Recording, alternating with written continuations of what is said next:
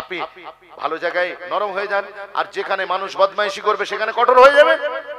ওই সময়তে হাজ্জাজ বিন ইউসুফ একটা কথা বলেছিল যেটা বর্তমান ভারতবর্ষ সহ আমাদের পশ্চিম বাংলার প্রেক্ষাপটে বক্তব্যটা খুবই গুরুত্বপূর্ণ। হাজ্জাজ বিন ইউসুফকে জিজ্ঞাসা করা হলো, তিনি উত্তরে বলেছিলেন, শোনো, আতাবাজারু আতাআম্মারু লাকুম, তোমরা আবু যার গিফারির মতো তোমরা প্রজা হয়ে যাও, আমি উমরে ফারুকের মতো রাজা হয়ে যাব। জোরে বলবেন না সুবহানাল্লাহ। তোমরা আবু যার গিফারির মতো প্রজা হয়ে যাও, আমি উমরে ফারুকের মতো রাজা হয়ে যাব। তার মানে ওলামায়ে দ্বীনেরা লিখেছেন, বিশ্বাস করুন, জনগণ যেমন হবে তেমন তার বাদশা নির্বাচিত হবে। আর এটা হাদিস শরীফ থেকেও প্রমাণিত, আমালুকুম উম্মালুকুম, তোমাদের কাজই তোমাদের রাজা নির্বাচন করবে, শাসক নির্বাচন করবে। কি মোদিজিকে গালিগালাজ করে আপনার কি হবে? আপনি নিজে দিকে একটু তাকিয়ে দেখুন তো, আপনি পাবলিক, আপনি প্রজা হিসেবে, আপনি দেশের নাগরিক হিসেবে আপনি ব্যক্তিগত জীবনে সৎ আছেন কিনা? এই যে গভর্নমেন্ট স্বৈরাচারী জালিম সরকার কখন আল্লাহ বান্দার উপরে চাপিয়ে দেয়, বান্দার উপরে কখন চাপিয়ে দেয়, তার একটা নমুনা আমি তারিখে ইসলাম থেকে আপনাদের সামনে পেশ করব। হাজ্জাজ বিন ইউসুফ নাম শুনেছেন?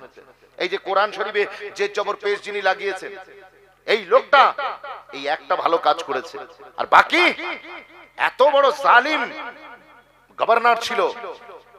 হযরতে হাসান বসরি বলেন, অতীতের যত জালিম বাদশা, এমনকি নমরুদ, ফেরাউন কেও, সাদ্দাত কেও, কারুন কেও, পৃথিবীর যত জালিমকে দাড়িপাল্লার এক পাল্লায় যদি দেওয়া হয় আর অপর পাল্লায় যদি হাজ্জাজ বিন ইউসুফকে দেওয়া হয়, তারপরেও হাজ্জাজ বিন ইউসুফের জুলমের পাল্লা ভারী হয়ে যাবে, এত বড় জালিম ছিল।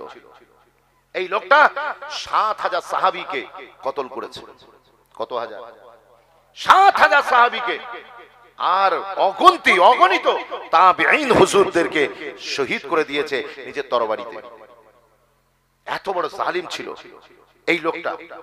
তো একদিন কেউ একজন হাজ্জাজ বিন ইউসুফকে সাহস করে জিজ্ঞাসা করেছে যে, তুমি তো খলিফাতুল মুসলিমিন, আমিরুল মুমিনিন ওমরে ফারুকের জামানা নিজে চোখে দেখেছো, তুমি তো সেই সময় নিজে চোখে দেখেছো আমিরুল মুমিনিন খলিফাতুল মুসলিমিন ওমরে ফারুক, এমন একজন হাস্তির নাম রাসূল বলেছেন, লাউ কানা নবিয়্যান বাদি লাকানা উমর, আমার পরে যদি কেউ সরজমিনে দুনিয়ায় আল্লাহর মেসেঞ্জার, আল্লাহর প্রফেট হয়ে আসতো, তাহলে ও খাত্তাবের বেটা ওমরে ফারুকই হতো। আরেকবার জোরে বলুন না সুবহানাল্লাহ। ওমরে ফারুক কোন ওমরে ফারুক? যিনি ৩২ লাখ আরব মাইলের উপরে তার হুকুমত ছিল। পরবর্তীতে হিস্টোরিয়ানরা লিখেছে, ইসলামের নসিবে যদি আরো একটা ওমর নসিব হয়ে যেত, তাহলে অর্ধ পৃথিবী নয়, পুরো পৃথিবীটাই ইসলামের কদমে ঝুঁকে পড়ত। বিশ্বাস করো, ওমরে ফারুক এমন ছিলেন, মদিনায় মাটির মসজিদ থেকে তাকবীর দিতেন, মাটির মসজিদ থেকে তাকবীর দিতেন, আর রোমের বাদশা ঠকঠক করে কাঁপতেন। জোরে বলবেন না সুবহানাল্লাহ। অথচ রোমের বাদশা একজন গুপ্তচর পাঠিয়েছেন, গিয়ে দেখে এসো অবস্থা কেমন, গিয়ে দেখে এসো অবস্থা কেমন। কেমন বাদশা দেখো তো, ওনার ভয়ে সারা পৃথিবীর অর্ধেকের উপরে রাজত্ব কায়েম করে ফেলেছে।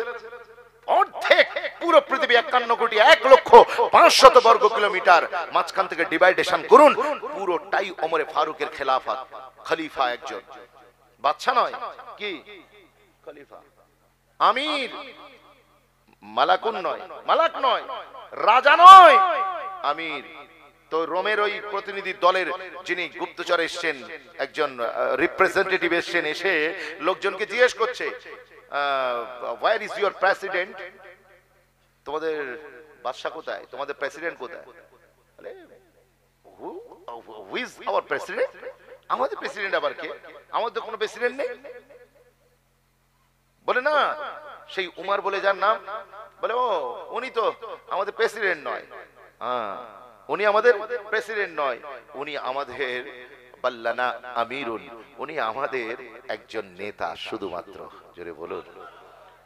হ্যাঁ, নেতা হলে সুবিধা এটা যে অভাব অভিযোগ আপনি নেতার কাছে বলতে পারবেন, আপনার যা প্রবলেম নেতাকে বলতে পারবেন, কিন্তু প্রেসিডেন্টের সামনে মুখ খোলার সাহস আছে?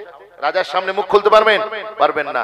তো উনি শুনে অবাকারী, এত বড় সাম্রাজ্য চালাচ্ছে, অথচ উনি শুধুমাত্র নেতা।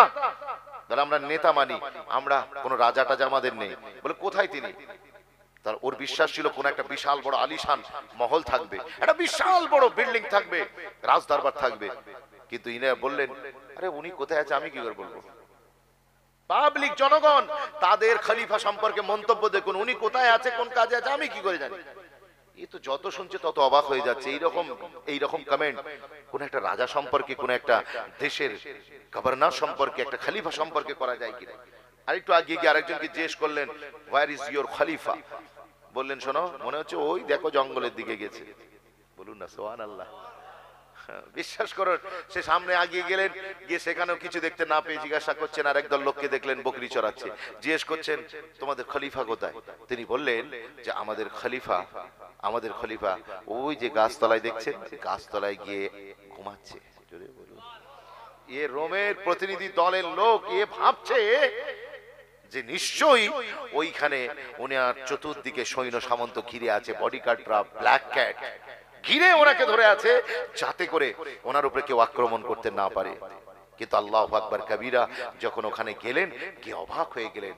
He was very surprised to see Umar Farooq radiyallahu ta'ala anhu. Umar is alone.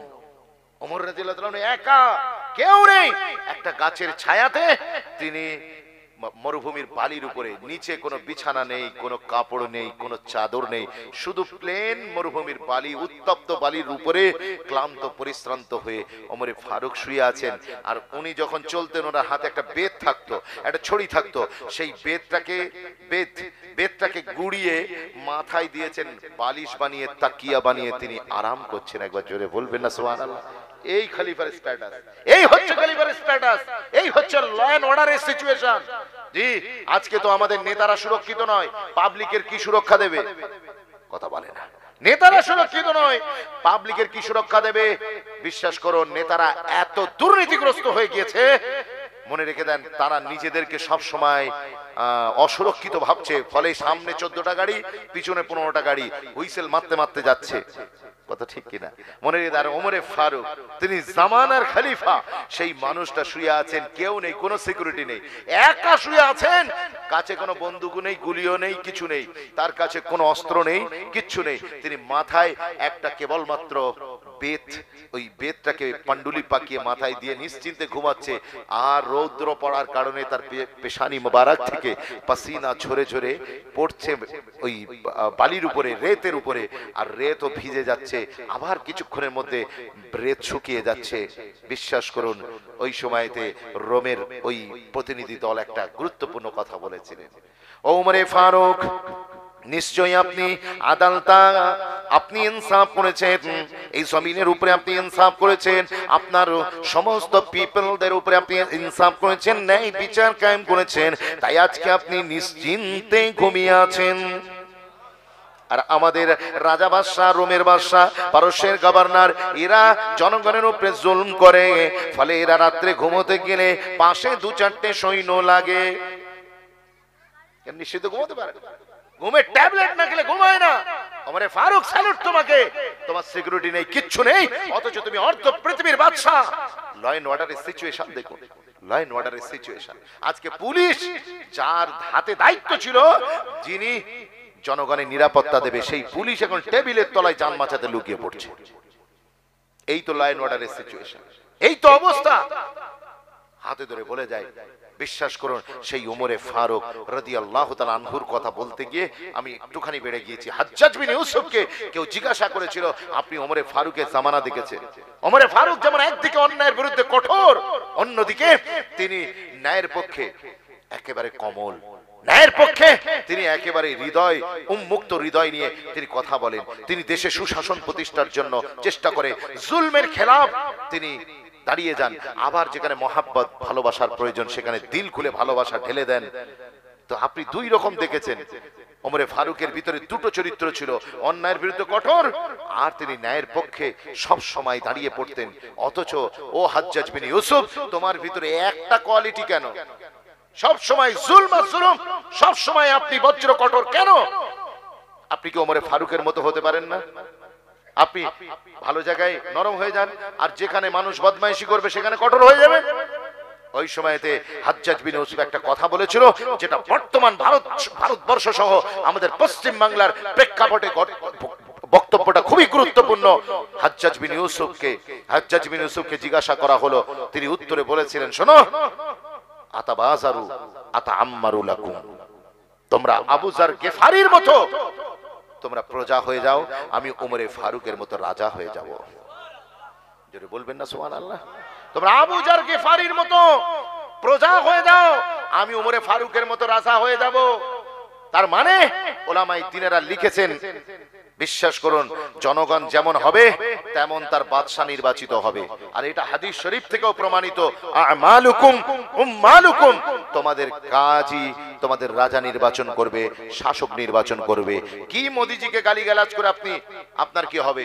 আপনি নিজে দিকে একটু তাকিয়ে দেখুন তো, আপনি পাবলিক, আপনি প্রজা হিসেবে, আপনি দেশের নাগরিক হিসেবে আপনি ব্যক্তিগত জীবনে সৎ আছেন কিনা? আপনি যে বিজনেস করেন সেখানে 2 নম্বরই করেন, আপনি যে কথা বলেন সেটা মিথ্যা বলেন। মোদিজি 15 লাখ দেবে বলে দেয়নি, এর জন্য আপনি অভিযোগ করছেন। কিন্তু আপনি আপনার বিবির সঙ্গে যে ওয়াদা করেছেন, আপনি বলুন, আপনি আপনার বিবির ওয়াদা নিভিয়েছেন? আপনি ছেলেকে বলেছিলেন মাধ্যমিক পাস করতে পারলে আমি তোমাকে কিছু একটা কিনে দেবো, আপনি বলেছিলেন, নট অ্যাবাউট দ্য থিংস, আপনি বলেছিলেন, কিন্তু আলটিমেট আপনি তা দেননি। আপনি পাড়ার লোককে বলেছিলেন, ওয়াদা করেছিলেন যে এই যে ভালো কাজটা হচ্ছে, মসজিদ হচ্ছে, মাদ্রাসা হচ্ছে, এখানে স্কুল প্রতিষ্ঠা হচ্ছে, আমি এখানে ইট দেবো কি পাথর দেবো, এক বস্তা সিমেন্ট দেবো, আপনি বলেছিলেন। কিন্তু বিশ্বাস করুন, আপনি ওয়াদা রাখতে পারেননি। তাহলে মোদিজির কাছ থেকে 15 লাখ টাকা আশা কি করে করেন আপনি? আমালুকুম উম্মালুকুম, আপনি জনগণ ভালো হন। আল্লাহ বলছে, জনগণ যতদিন না সোজা হবে ততদিন পর্যন্ত ভালো শাসক আমি আল্লাহ দেব না। যদি ভারতের 140 কোটি মানুষ এরা যদি সৎ হয়ে যায়, এরা যদি ভালো হয়ে যায়, সত্য কথা বলা শুরু করে দেয়, এরা যদি একে অন্যের প্রতি শ্রদ্ধাশীল হয়, এরা যদি একে অন্যের অধিকার রক্ষায় সচেষ্ট হয়, কেউ কাউকে যদি কষ্ট না দেয়, তাহলে বিশ্বাস করুন এই জালিম সরকারের পতন শুধু সময়ের অপেক্ষা থাকবে। কারণ জনগণ যখন ভালো হয়ে যাবে তখন জালিম সরকার আর ক্ষমতায় টিকে থাকতে পারবে না।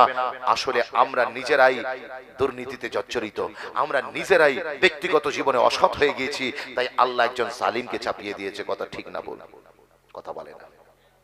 আমার আল্লাহ কোরআনে কারীমে জানিয়েছেন, ইন্নাল্লাহা লা ইউগাইয়িরু মা বিকওমিন হাত্তা ইউগাইয়িরু মা বিআনফুসিহিম।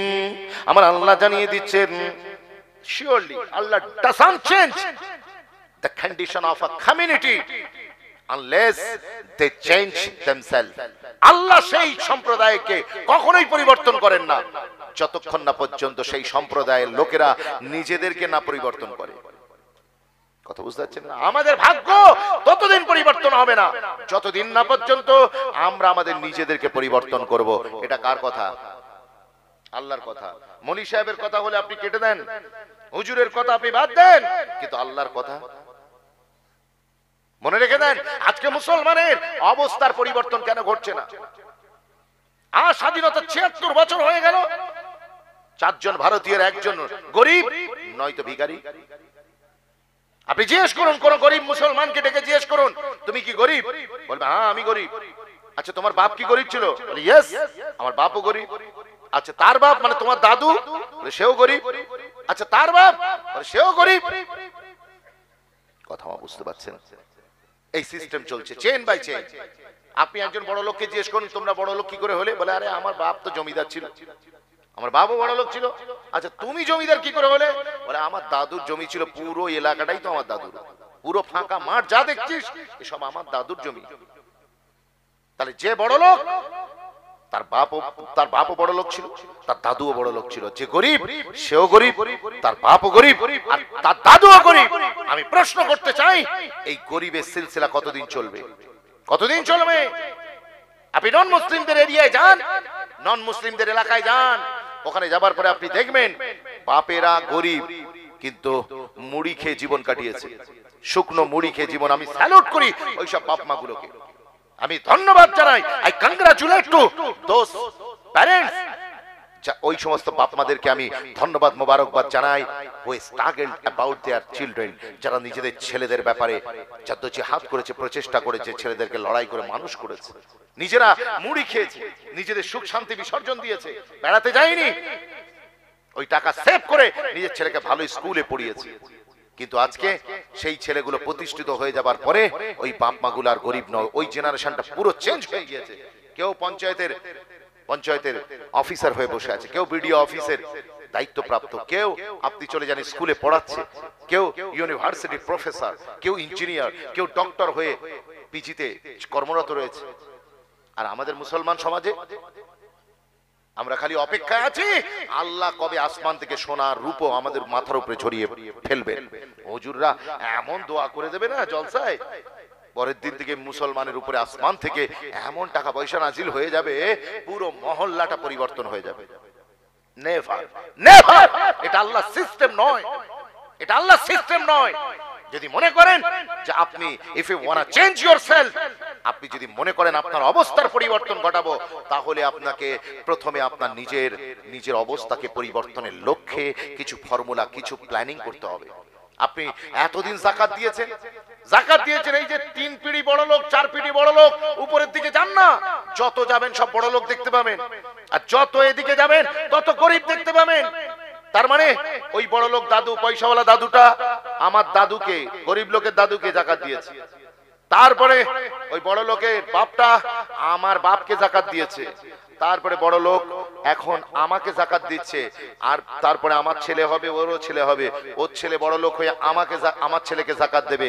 এই সিলসিলা কি চলতে থাকবে? কথা বলেন। অথচ মদিনাতুল মুনাওয়ারায় আমার রাসূল পাক সাল্লাল্লাহু আলাইহি সাল্লাম যাকাত ফরজ হবার পরে 8 থেকে 1 বছরের ভিতরে, 8 মাস থেকে 1 বছরের ভিতরে যাকাত দেবার পরে 1 বছরের ভিতরে বিশ্বাস করুন মদিনাতে যাকাত নেবার মতো কোনো লোক অবশিষ্ট ছিল না। আর আজকে আমরা যাকাত দিচ্ছি, যাকাত নিচ্ছি, যাকাত দিচ্ছি, যাকাত নিচ্ছি, এই সিলসিলা চলছেই। বিশ্বাস করুন 4 জনের 1 জন হয় গরিব নয়তো ভিখারি। আমি হাতে ধরে বলে যাই এই অবস্থা চেঞ্জ কি করে হবে, এই অবস্থা চেঞ্জ কি করে হবে? আপনাদের এলাকায় মুসলমানের পয়সা হয়ে গেলে বড় বিল্ডিং বানায়, বড় বিল্ডিং বানায়। মুসলমানের পয়সা হয়ে গেলে বিশ্বাস করুন টাকা কি করে ওড়াবে খুঁজে পায় না, জায়গা খুঁজে পায় না, ডিয়ার লটারি কাটে। মুসলমানের পয়সা হয়ে গেলে কুকুর দৌড়ে পয়সা খরচা করে, মুসলমানের পয়সা হয়ে গেলে ঘোড়া দৌড়ে পয়সা খরচা করে। কিন্তু আমি বলতে চাই আপনি নন মুসলিমদের এলাকায় চলে যান, ওদের যদি পয়সা হয় ওরা পয়সাগুলোকে সেভিং করে এলাকায় একটা ইনস্টিটিউশন কায়েম করে, একটা প্রতিষ্ঠান কায়েম করে। তার কারণ এই প্রতিষ্ঠান আপনাকে যুগ যুগ ধরে আপনার জেনারেশনকে এডুকেটেড করতে থাকবে, শিক্ষিত করতে থাকবে। আমি আপনাদেরকে ছোট্ট একটা কথা বলি, আমার রাসূলুল্লাহ তো অনেক ইলমের ব্যাপার নিয়ে, গুরুত্বের ব্যাপার নিয়ে আপনারা কথা শুনেছেন। বদরের যুদ্ধের দিন বিশ্বনবী সরকারি দো আলম সাল্লাল্লাহু আলাইহি সাল্লাম মুসলমানরা জয়লাভ করলো, কাফেররা বন্দী হলো মুসলমানদের হাতে। এখন আমার নবী পাক সাল্লাল্লাহু আলাইহি সাল্লামের এই যুদ্ধের আগে পৃথিবীতে যুদ্ধ বন্দীদের ব্যাপারে 2টো ফর্মুলা ছিল। যুদ্ধ বন্দীদের ব্যাপারে 2টো ফর্মুলা। একটা হয় তুমি তোমার জানের বিনিময়ে তুমি কি দাও, পয়সা দাও, পয়সা দিয়ে নিজেকে ছাড়িয়ে নাও, তোমার দাম, তোমার মুক্তিপণ এত টাকা, এত হাজার দিরহাম দিনার দিলে তবে তুমি মুক্তি পাবে, ঘরে চলে যেতে পারবে। আর যদি না দাও, না দিতে পারো, পয়সা না দিতে পারলে তাহলে তোমার সরতান সে জুদা করে দেয়া হবে, তোমার গর্দান কেটে দেয়া হবে। এই 2টো ফর্মুলা পৃথিবীতে চালু ছিল। কিন্তু আমার রাসূল এসে 3 নম্বর একটা ফর্মুলা চালু করলেন, আলাদা একটা বিকল্প চালু করলেন। রাসূল মক্কার কাফেররা যারা রাসূলুল্লাহর সাহাবাদের হাতে যুদ্ধবন্দী হিসেবে এসেছিল, আমার রাসূল পাক সাল্লাল্লাহু আলাইহি সাল্লাম তাদেরকে বললেন, যদি তোমরা আমার সাহাবীদেরকে তোমরা লেখা আর পড়া শেখাতে পারো, আমি রাসূলুল্লাহ পয়সাও নেব না, তোমাদের গায়ে কেউ হাতও দেবে না। 10 জন করে, 1 জন করে যুদ্ধবন্দী 10 জন করে আমার সাহাবীদেরকে লেখাপড়া শেখালে তাদেরকে এমনি মুক্ত করে দেওয়া হবে। একবার জোরে বলা যাবে না? একটু জোরে বলুন না সুবহানাল্লাহ। জি, মনে রেখে দেন আজকে এই এলাকায় আপনি লক্ষ্য করে দেখুন, আপনি জেনারেল এডুকেশন আমাদের ছেলেদেরকে দেন, প্রাথমিক তালাবুল ইলমে ফরিদাতুন আলা কুল্লি মুসলিম, প্রত্যেকটা মুসলমানের জন্য প্রাথমিক কিছু জ্ঞান অর্জন করা এটা ফরজ। এটা ফরজ, প্রাথমিক জ্ঞান। ওযু গোসলের ফরজ, নামাজটা কি করে পড়বেন, রোজা কি করে রাখবেন, পাক নাপাকের জ্ঞান, এইগুলো কিছু প্রাথমিক বিষয়, বেসিক নলেজ অফ দ্য ইসলাম। ইসলামের কিছু প্রাথমিক জ্ঞান অর্জন করা প্রত্যেকটা মুসলমান নর নারীর জন্য ফরজ। কিন্তু মনে রাখবেন, আপনাকে মুফতি হতে বলা হয়নি, আপনাকে মাওলানা হতে বলা হয়নি। আপনি প্রাথমিক জ্ঞান বাচ্চাকে শিখিয়ে দিয়ে দেন না একটা ভালো স্কুলে, যে স্কুল থেকে একজন ডক্টর বেরোবে, যে স্কুল থেকে একজন মাস্টার বেরোবে, যে স্কুল থেকে একজন প্রফেসর বেরোবে, যে স্কুল থেকে একজন ইঞ্জিনিয়ার বের হবে। আপনি বলবেন হুজুর এটাও ইসলাম দাম দেয়? হ্যাঁ, ডেফিনেটলি ইসলামের জ্ঞানের ভিতরে এই জ্ঞানও রয়েছে। আপনারা জানেন কিনা জানি না, শুনলে অবাক হয়ে যাবেন। আমরা তো মনে করি এটা দুনিয়ার জ্ঞান, ওটা দ্বীনের জ্ঞান। না, দ্বীন আর দুনিয়াকে এক জায়গায় জ্ঞান বুঝতে হবে। Education is the unit, education is an unit. শিক্ষা একটাই কেবলমাত্র ইউনিট, এর কোনো আলাদা ভার্সন হয় না। মনে দেখে দেন, এই যে আমরা এটাকে দুনিয়ার জ্ঞান বলে মনে করেছি, না। আমি জিজ্ঞাসা করতে চাই যে আপনি যদি আপনারা যদি কেউ বিমার হন, অসুস্থ হন, তাহলে আপনাকে অপারেশন করতে হবে। আপনি বলুন এই অপারেশন কে করবে? হুজুর করবে নাকি? কে করবে? ডাক্তার করবে। এখন ওই ডাক্তার বাবু সারা জীবন যে কষ্ট করে মেহনত করে পড়াশোনা করে মানুষের উপকারের জন্য, মানুষ বাঁচানোর লড়াই কাজ করছে, তার স্বভাব আছে না নাই? আছে। তো সুতরাং ওইটা আপনি দিনদার, আপনি নামাজি, পরেজগার, আল্লাহওয়ালা, আপনাকে যদি সে অপারেশন করে, বলুন তো সে দিনের কত বড় কাজ করলো? একজন আলেমে দিনের যদি অপারেশন করে দেয়, করে তার যদি জান বেঁচে যায় আল্লাহর রহমতে ওই অপারেশনের ওসিলায়, তাহলে আপনার কত বড় সমাজের কাজ হলো। এবার আসুন, আমরা বাপ মারা যাবার পরে আমাদের সম্পত্তি বন্টন হয় কিনা, মিরাজ বন্টন হয় কিনা? মিরাজ বন্টন হওয়ার সময় আপনারা জানেন যে রাসূল বলেছেন বাপ কত পাবে, ছেলে যদি মারা যায় মা কত পাবে, তার স্ত্রী কত পাবে, এগুলো সব শরীয়তে বলা আছে। কিন্তু আমি জিজ্ঞাসা করতে চাই, এই ভাগটা আপনারা করবেন কি করে? এই ভাগ করে দেওয়া, প্রত্যেককে বুঝিয়ে দেওয়া, এটা একটা ইবাদত, এটা একটা সওয়াবের কাজ। কিন্তু আমি বলি এটা করবেন কি করে, কোন সূত্রে ফেলে করবেন? এটা নিশ্চয়ই করতে গেলে আপনাকে অঙ্ক জানা লাগবে, ম্যাথমেটিক্স জানা লাগবে। তো ম্যাথমেটিক্সকে অঙ্ক নিয়ে যে ছেলেটা মাস্টার্স করছে, তাকে কেন আপনি ভাবছেন যে দুনিয়া শিখছে? না, ও দুনিয়া শিখে যদি দ্বীনের কাজে লাগে তাহলে তো বিরাট ব্যাপার। ওই সময় আল্লামা ইবনে আবিদিন শামী রাহমাতুল্লাহ তিনি লিখেছেন তার ফতোয়ার কিতাবে মুকদ্দমাতে, তিনি লিখেছেন যে একটা এলাকায় একটা মুফতি থাকা এটা যেমন ফরজে কিফায়া, সাথে সাথে একজন যোগ্য ডক্টর থাকা এটাও ফরজে কিফায়া। জোরে বলুন, বিশ্বাস করুন। কারণ